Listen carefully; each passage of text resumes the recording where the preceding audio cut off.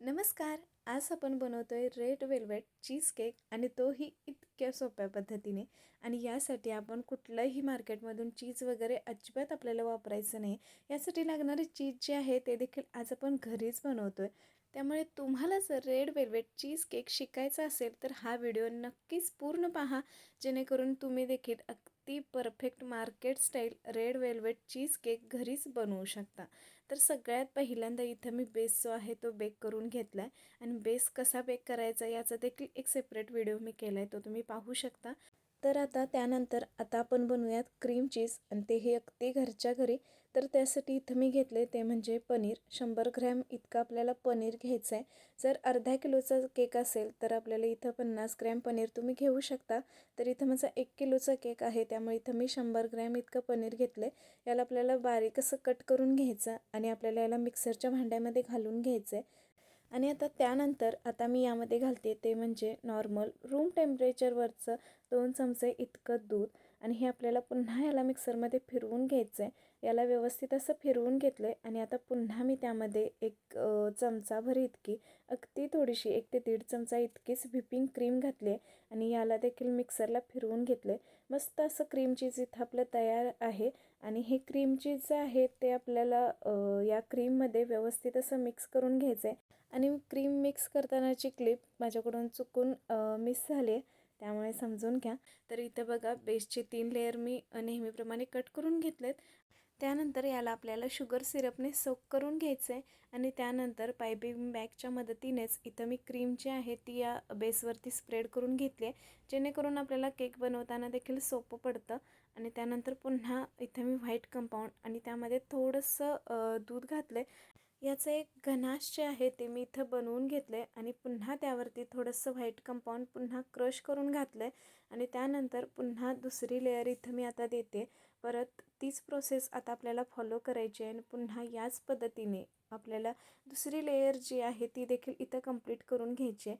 तुम्ही पाहू शकता की जर तुम्ही पायपिंग बॅगच्या मदतीने जर क्रीम फिल करत असाल मधल्या लेअरमध्ये, ते अगदी सहज सोप्या पद्धतीने होते. नाहीतर तुम्ही जर पॅलेट नाईफच्या मदतीने असंच जर क्रीम त्यावरती केकवरती जर टाकत असाल तर यामध्ये आपल्याला थोडासा वेळ जास्ती लागू शकतो. आणि जर या उलट तुम्ही पायपिंग बॅगच्या मदतीने क्रीम जर फिल केली मध्ये, तर अगदी सहज ही क्रीम जी आहे ती अगदी व्यवस्थित अशी बसते. त्यानंतर दोन्ही लेयर इथं माझ्या कंप्लीट झाल्यात. आणि पुन्हा तिसरी लेयर जी आहे ती मी देते. आणि याला देखील आपल्याला शुगर सिरपने असं सोक करून घ्यायचं आहे. आणि त्यानंतर अगदी कमीत कमी क्रीम लावून हा केक जो आहे तो मी इथं क्रम कोट करून ठेवणार आहे.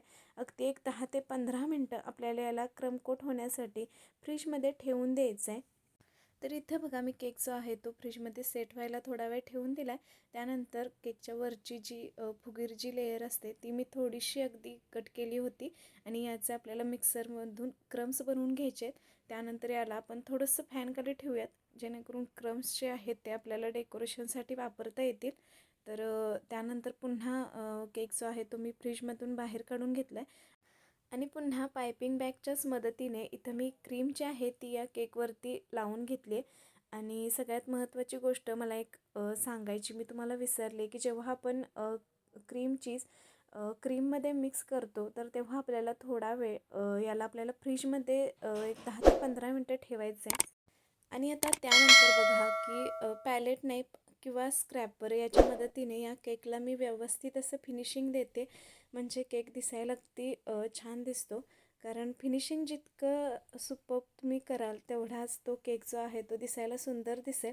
आणि त्यानंतर वरची जी लेयर आहे जी आपण फॅनखाली सुकायला ठेवली होती, तर त्यानेच इथं मी असं साईडला याचे क्रम्स जे आहेत याने आपल्याला डेकोरेशन जे आहे ते करून घ्यायचं आहे. आणि त्यानंतर वरच्या या ज्या मोदकच्या नोझलने इथं मी ही वरची डिझाईन देखील करून घेतली आहे. आणि त्यानंतर वरून देखील असे मी क्रम्स जे आहेत ते अशा पद्धतीने टाकून घेते. कारण खरं तर कस्टमरनेच हा असा एक रेफरन्स फोटो मला पाठवला होता आणि सांगितलं होतं की याच पद्धतीने तुम्ही हा केक जो आहे तो बनवून द्या. तर त्याच पद्धतीने इथं मी तो बनवण्याचा प्रयत्न करते.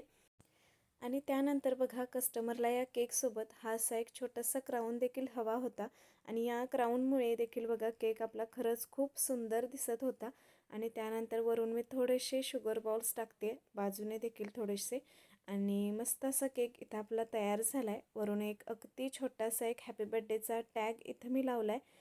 मस्त असा रेड वेल्वेट चीज केक इथं आपला तयार झाला आहे. व्हिडिओ कसा वाटला तर ते मला कमेंट्स करून सांगायला अजिबात विसरू नका. भेटूया परत अशाच एका छान छान नवीन व्हिडिओसोबत. तोपर्यंत धन्यवाद.